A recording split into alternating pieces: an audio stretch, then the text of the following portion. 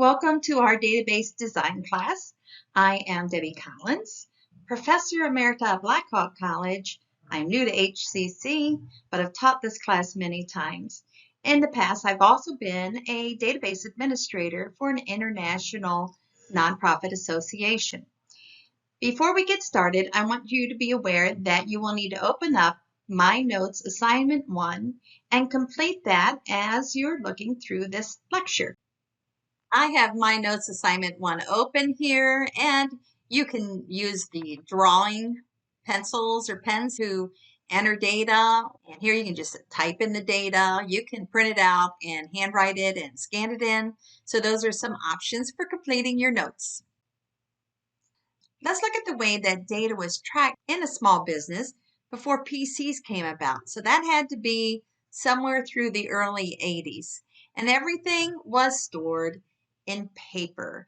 Here we have a box of paper. That would be awful storage. But here we have an index card file. And in the old days, that's how you found books in the library. And here we have file cabinets and file folders. Some businesses still use that. Before I started college, I worked at Budget Rent-A-Car. And we did not have a PC. I was an office manager. That's easy to claim because I was the only girl working in the office. And we would have a customer call to reserve a car rental. And we would ask if they've rented with us before because we would have an index card. And on that index card, we would keep the data for that customer. And we also would keep a calendar for who's going to be arriving on a certain day. And that morning, I would pull the index card for all existing customers and complete a 3-carbon copy form of our contract. No printing it out.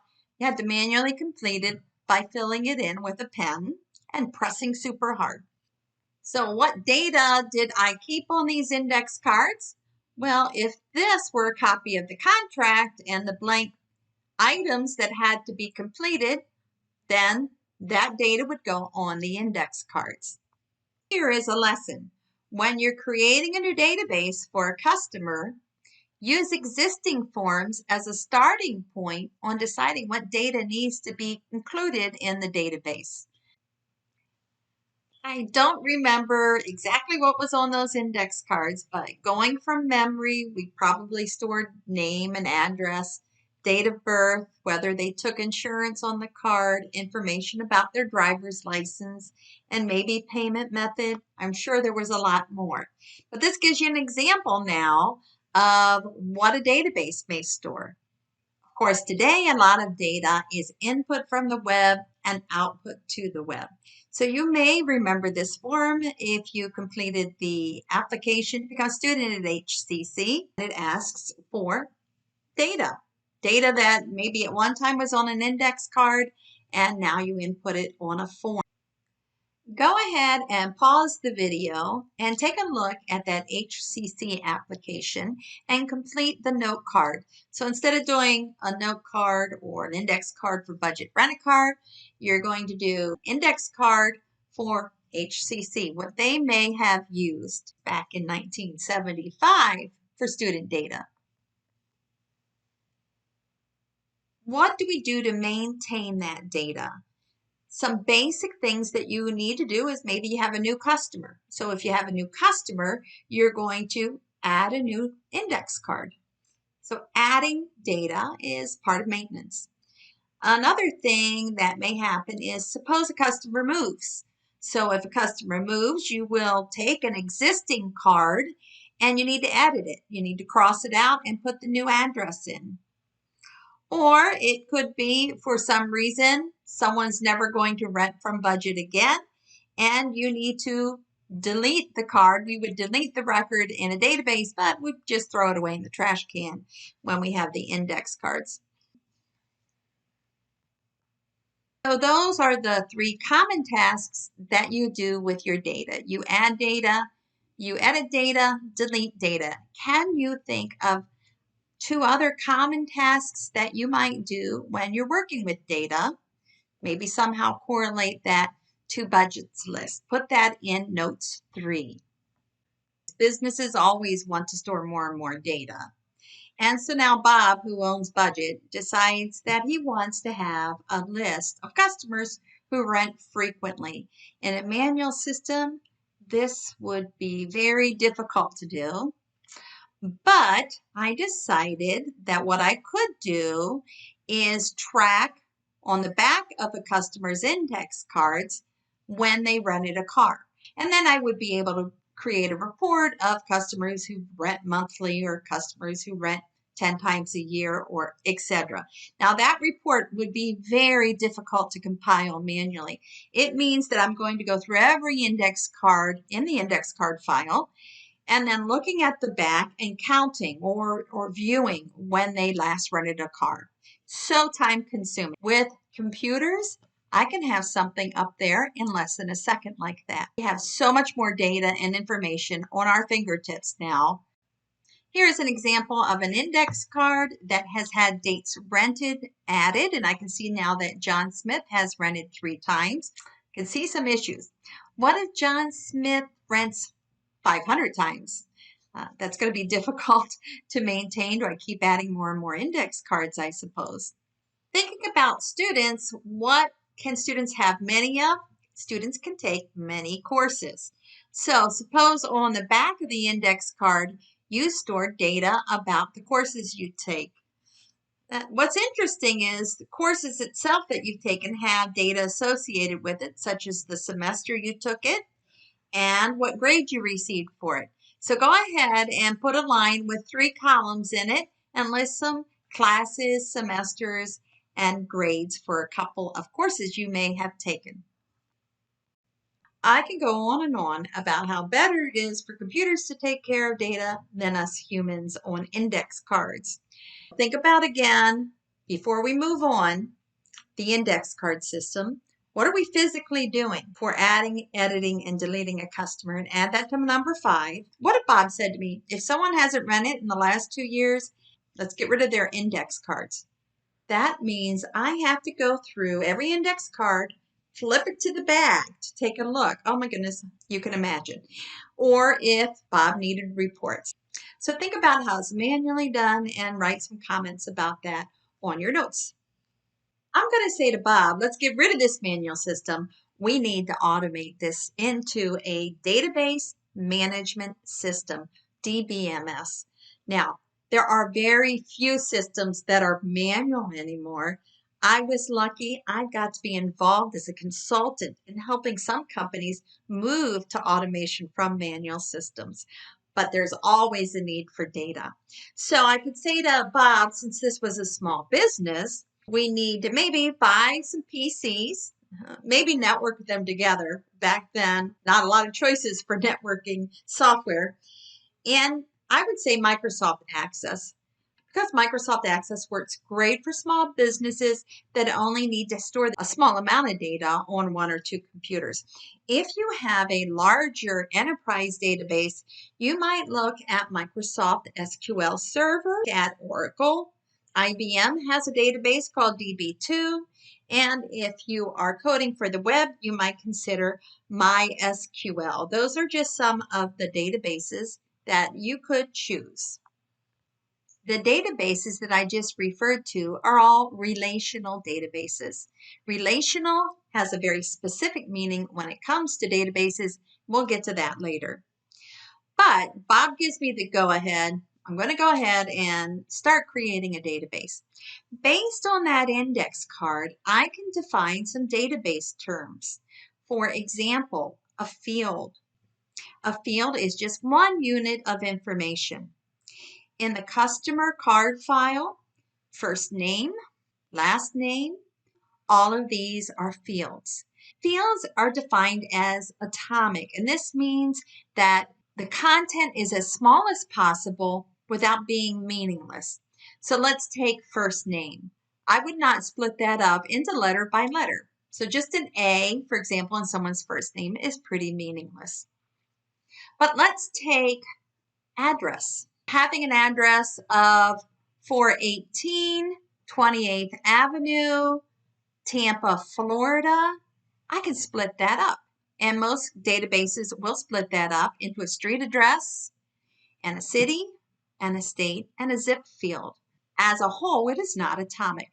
Next, let's define record. A record is just a group of related fields. So what would a record be in our customer card index file? It would be exactly one index card. I wouldn't take the first name from one index card and match it with the last name from another index card. They're not related. For your student record, it's all the data about you, all the fields about you. This is a hierarchy, so the next thing we have is a table or a file.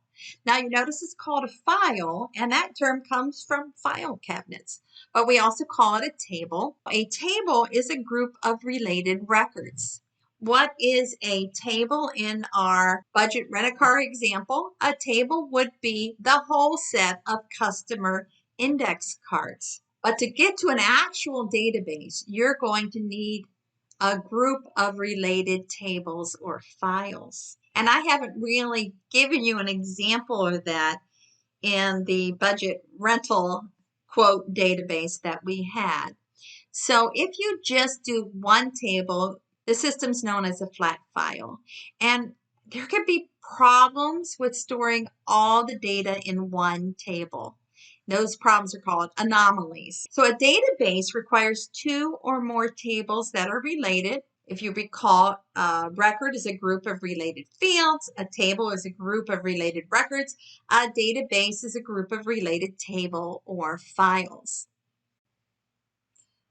To make budget's example into a database, let's suppose I also decide to track information about cars, and I'm going to put them on an index card. We're back before PCs, and each index card could contain information like the VIN number, the make, model, year, color, size, category, like subcompact, compact. What are all of these? These are the fields. Maybe I'm going to have another list related to cars called maintenance. Now suppose a car gets returned and has a dent. How can I know which customer rented that car? And that's what a database is all about. A database is about relating the data from customer to the data from cars. I kind of already started that idea earlier with dates rented, but I do want to note this is not the actual way you do it in an automated database. It works for a manual database. And let's say I give each car an ID, and I put that ID right here on the card file when they rented a car. It's going to take a lot of work, but I could look through each car and identify the car ID that has the dent and look at the date and determine who rented that car. To be honest, it's probably not going to be done. It's more probably anecdotal. Oh, I remember Jim Smith. He rented that car, then taking all that time to find out. I now have a database because I have two tables and they're related. Let's talk about the concept of relating these two tables. Your notes assignment asks you to complete an index card for a class at HCC. You could take a look at the list of fall classes and you get an idea of what fields that the database is storing for each class.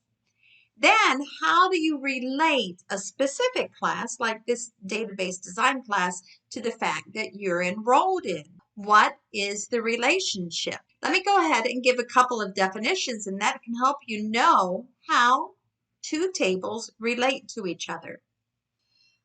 The primary key field is when you can uniquely identify a record based on that field. It could also be more than one field. So for example, not a good primary key is last name. My last name is Collins. Heaven forbid, there are many Collins. So I cannot find one record by saying last name is equal to Collins. But if I was a student, I might be able to find a student record by using my social security number because that is unique in the list. There should not be two people enrolled at HCC with my social. In the customer card above, what do you think could be the primary key? It could be driver's license, but it sure is a long string to have to do a search through. So that's another thing. I hope you earlier mentioned that a common thing that you might do with databases is search for something. So if I'm going to search and I have to key in someone's driver's license all the time, it's not very efficient. Many times you're given what's called a surrogate key. It's just a fake key. So I may decide, instead of using the driver's license, to assign a customer ID. That's very common. What is a foreign key?